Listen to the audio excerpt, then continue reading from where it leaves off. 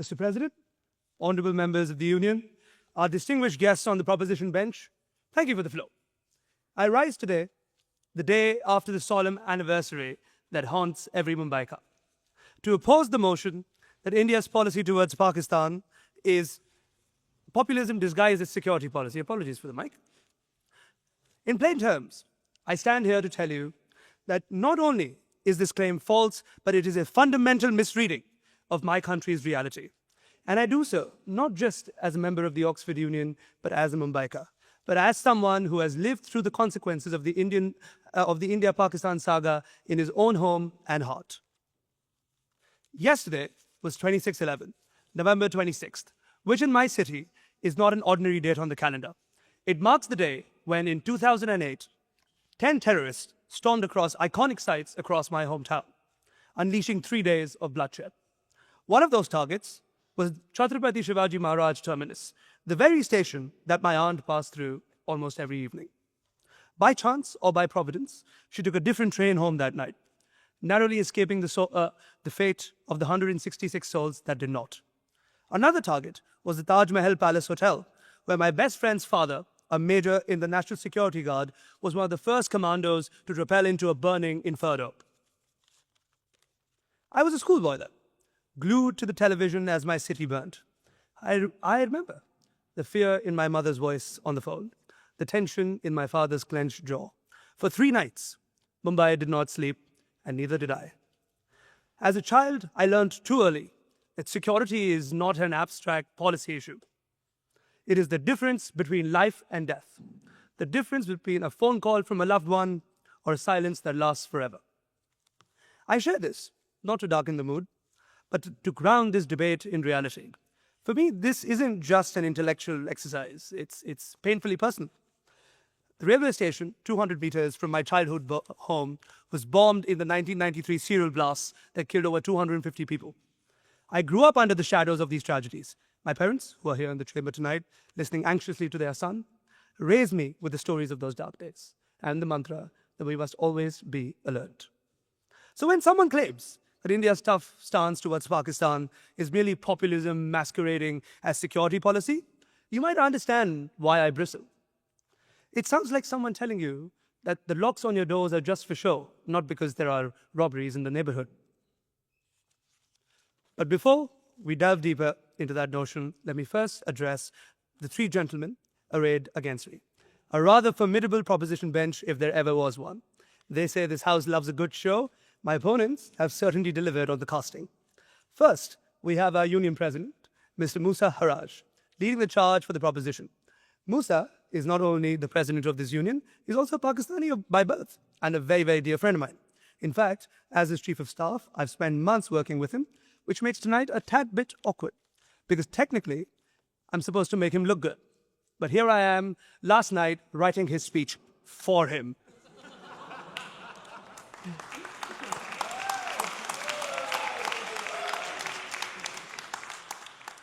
Musa, you've had an interesting term, haven't you? Just a few weeks ago, he Point of information. Yes. So you're admitting in a chamber that what I just said was written by an Indian you. To respond, I shall gladly admit that sometimes it takes an Indian to clean up the incompetence of a Pakistani.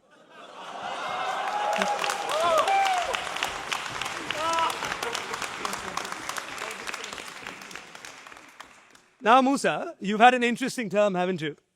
Just a few weeks ago, Musa survived a historic no-confidence vote right here in the Oxford Union. For the uninitiated, yes, Oxford Union presidents sometimes face more rebellions than actual heads of state. The vote failed, and Musa sailed through unscathed with a thumping majority, making him, arguably, the only Pakistani origin leader in history to face a no-confidence vote and remain in power the next morning.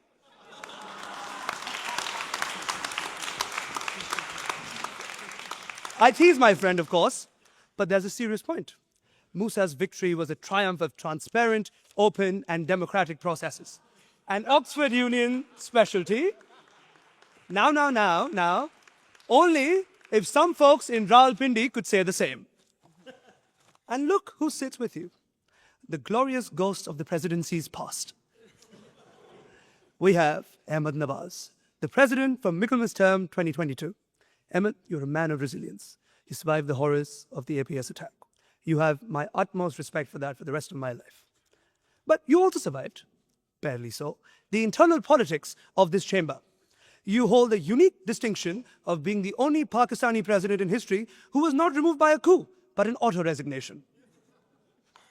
An auto-resignation for missing access committee meetings.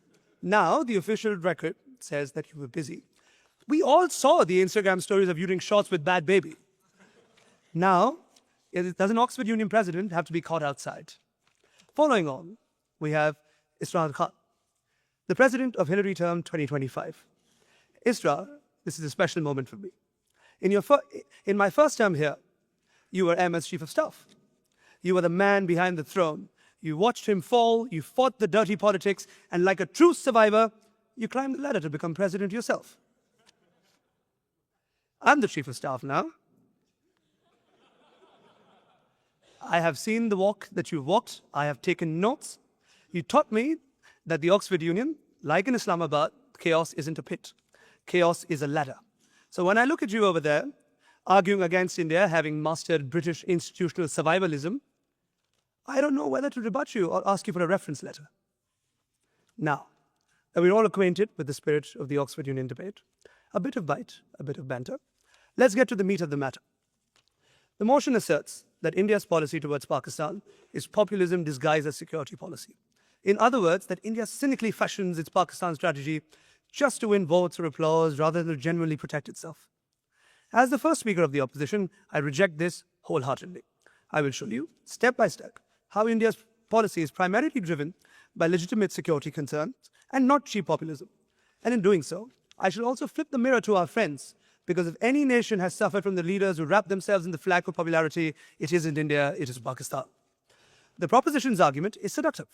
It suggests that the Indian states manufacture its threats. We invent boogeymen, that we use the border as a ballot box to whip up votes. They argue that when India strikes back, we're not protecting our citizens, we're performing for them. To win this debate, I do not need to use rhetoric. I simply need to use a calendar. If the proposition is true, if the Indian security policy is just populism, then crises should corroborate with the elections. The bomb should go off when the polls open. Let us look at the data and let us be inductive. I grew up in the heart of Mumbai. My home was not too far from where in March 1993, RDX explosives ripped through Plaza Cinema. It was a part of a coordinated series of 12 blasts that turned my city into a morgue. 257 people died. I was not born there, but I grew up with the crater it left in our psyche. Now ask yourself, was there an election in March 1993? No. That election was 3 years away. Was the government looking for a populist distraction? No. The government was weak. The economy was opening up and we were desperate for stability. Terror did not come because we needed a vote. It came because Dawood and the ISI wanted to fracture India's financial spine. That was not populism. That was an act of war. I remember my aunt, once again, vividly, traveling through Chhatrapati Shivaji terminus. She pulled out of the train station at 9:27 p.m. and the terrorists entered at 9:30. 3 minutes is the difference between my aunt watching from home tonight and her being engraved in a memorial stone in South Bombay. 10 men held the city of 20 million hostage. Now look at the policy response. The proposition says that India is populist. What would a populist government do after 26/11? The public rage was nuclear. I remember it. We wanted blood. We wanted the Air Force to flatten the training camps in Mudarke. A populist leader would have just launched the jets to win the next election. But the government of the day, the Congress party, chose strategic restraint. They chose diplomacy. They chose to send dossiers. They appealed to the international community. They appealed to you. Did it work? Did the non-populist approach buy us peace? No. It bought us Pathankot. It bought us Uri. It bought us Pulwama. We learned a hard lesson, Mr. President. You cannot shame a state that has no shame.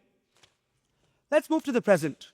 6 months ago, the proposition claims the skirmishes this May were electioneering. Check the dates. The elections for the Indian General Parliament were over.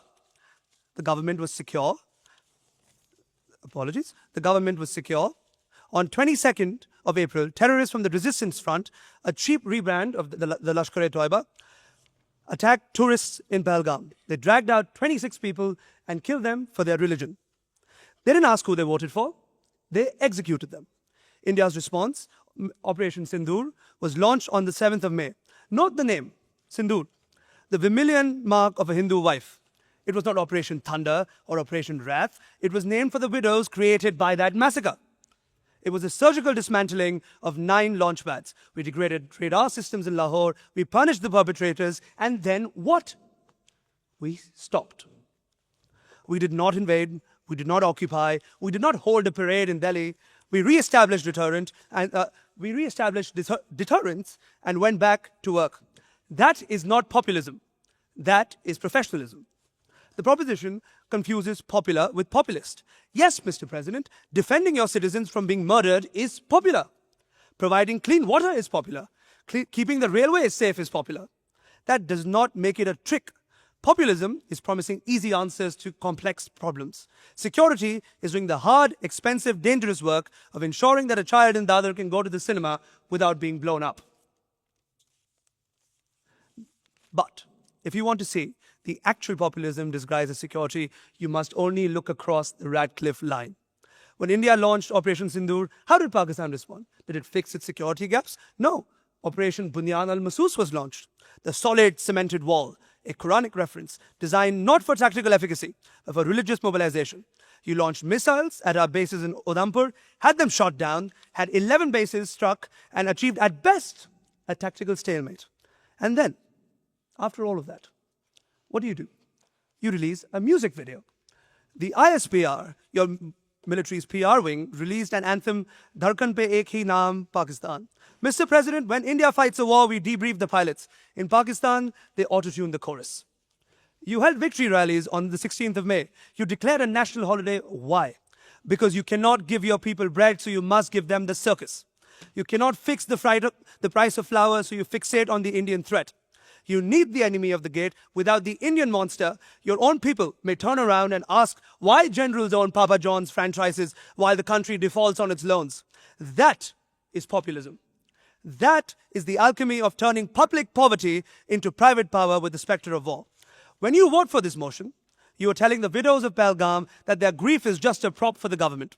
You are telling my parents sitting right there that the fear that they felt when the windows shook in '93, or the panic they felt when my aunt didn't answer the phone in 2008 was just a disguise. It's easy to deconstruct security policy in the Oxford Union. Our walls are thick, our windows are well plastered. The world feels safe. We can debate narratives and discourse over port and cheese, but out there in the real world, the wolf is at the door. India has decided to stop feeding the wolf. We've decided to stop sending it dossiers. We have decided to shoot it. That is not populism. That is the biological imperative of a nation that refuses to die. We do not want war. We want to be boring neighbors. We want to trade onions and electricity. We want to play your cricket team without worrying if the away team is bringing bats to C4. But until the state that defends itself stops using terror as an instrument of foreign policy, we will keep our powder dry, we will keep our radars on, and we will keep our guards up. If that is populism, then I am a populist. If that is a disguise, then I will wear it, because the alternative is not liberalism. The alternative is 2611 on repeat. Tonight, I may have been belligerent in defending my country's stance, but I also hope that I've been fair and factual. I do not hate Pakistan. I truly wish to see a Pakistan that is safe, stable, prosperous, and at peace with us. I dream of a day where I could take a train from Mumbai to Lahore and have kebabs in Gawar Mandi, or when the Indian cricket team captain and the Pakistani cricket team captain can joke about their schools, their kids' schools, because politics has ceased to matter.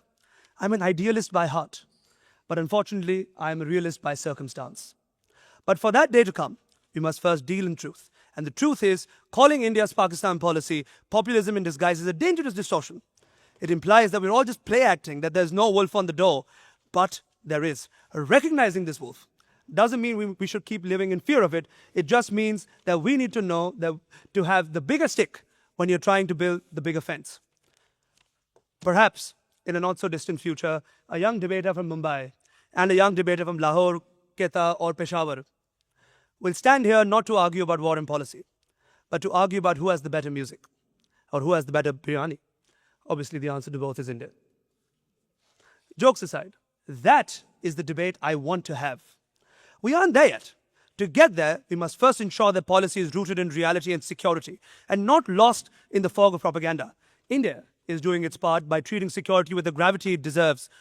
Populism, we leave to the TV studios. Ladies and gentlemen, I beg you to oppose the motion. Thank you.